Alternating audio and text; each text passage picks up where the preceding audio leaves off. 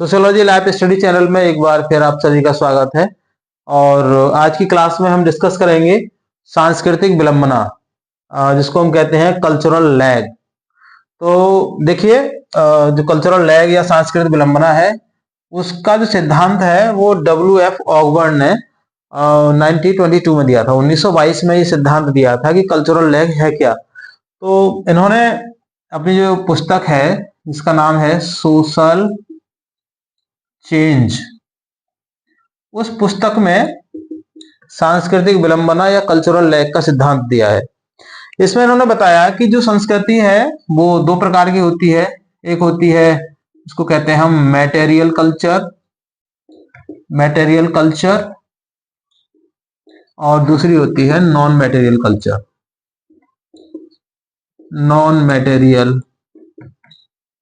Culture, अर्थात भौतिक संस्कृति और अभौतिक संस्कृति। इन्होंने बताया कि जो भौतिक संस्कृति और अभौतिक संस्कृति, दो प्रकार की संस्कृति होती हैं। उसमें होता क्या है कि जो भौतिक संस्कृति है वो बहुत तेजी से ग्रो करती है, बहुत तेजी से बदलाव आता है उसमें।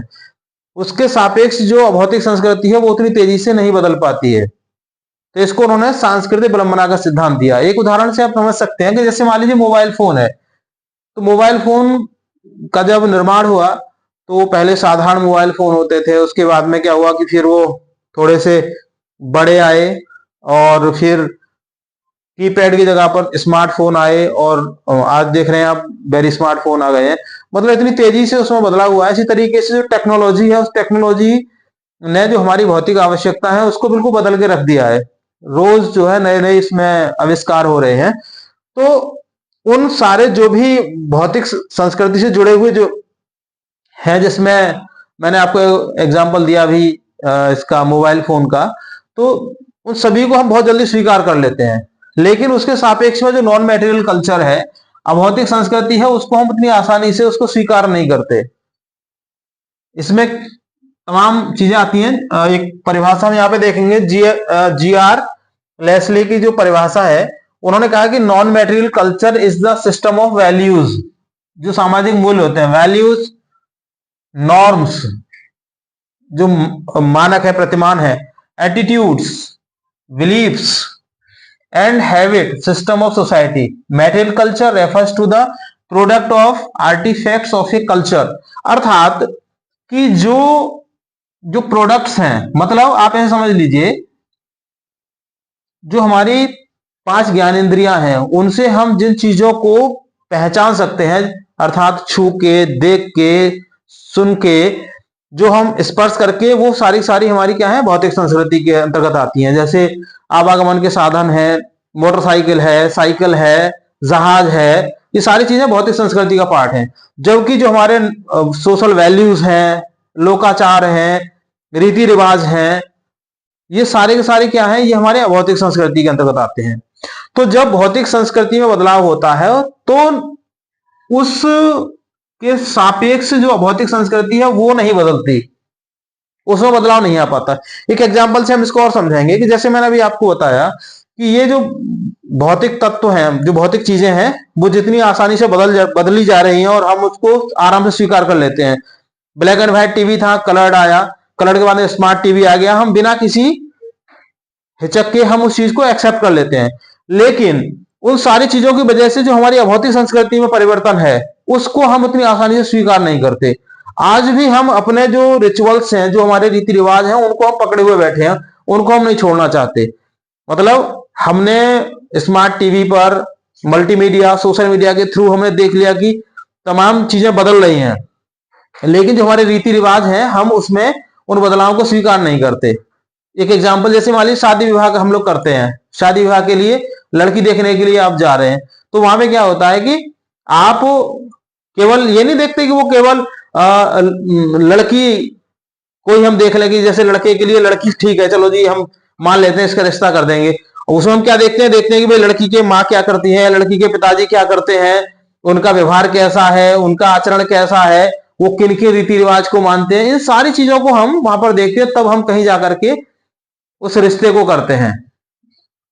मान लीजिए शादी विवाह होती है तो उसमें तमाम तरह की रस्में, जो रीति रिवाज है, उनको निभाया जाता है।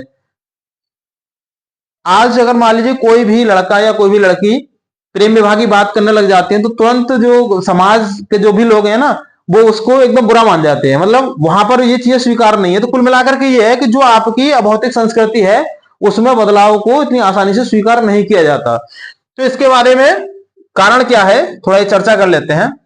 आगवर ने इसी में जो इनकी पुस्तक है सोशल चेंज, उसमें ये बताया कि इसका जो मेन रीजन है वो है क्या।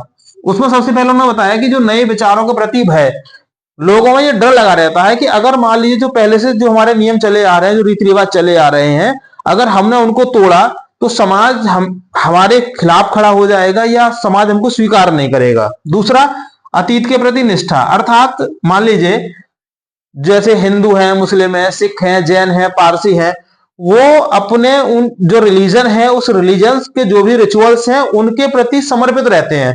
मतलब उनको लगता है कि नहीं भाई, अगर मैं ऐसा करूंगा तो जो ऊपर वाला है, भगवान है, खुदा, अल्लाह, गॉड जो भी है, कि वो मुझसे नाराज हो जाएंगे, इसलिए मैं उन नियमों को नहीं तोड़ूंगा, उन्हीं को मैं फॉलो करूंगा।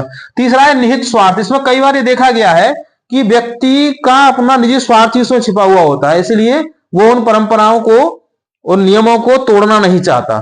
और चौथी सबसे बड़ी बात है वो है नवीन विचारों की परीक्षा में कठिनाई, अर्थात हर व्यक्ति बचता है कि भाई मैं क्यों करूं, कुछ नया है। जैसे फॉर एग्जांपल मान लीजिए एक हमारे समाज में एक चलन है कि जिसमें किसी व्यक्ति की मृत्यु हो जाती है तो उसमें मृत्यु भोज को लोग मतलब देते हैं। और कई जगह पर कई बड़े बड़े जो समाज सुधारक हैं उन्होंने मंचों से इस मामले को उठाया है कि भाई ये मृत्यु भोज नहीं होना चाहिए, ये परंपरा बंद होनी चाहिए। अब उसमें देखा गया है, जब आप उसकी स्टडी करेंगे तो आप पाएंगे कि जो लोग उसको बोलते हैं ना कि ये नहीं होना चाहिए, जब उनके यहाँ पर इस तरीके की कोई भी अनहैपनिंग होती है, कोई भी ट्रेजेडी होती है, तो वो जरूर करते हैं, मृत्यु भोज जरूर करते हैं। कुल मिलाकर के जो नवीन विचारों की परीक्षा में कठिनाई, मतलब वो ये नहीं करते कि चलो इसकी शुरुआत हम ही करते हैं, इसकी ट्राई हम अपने से ही करते हैं।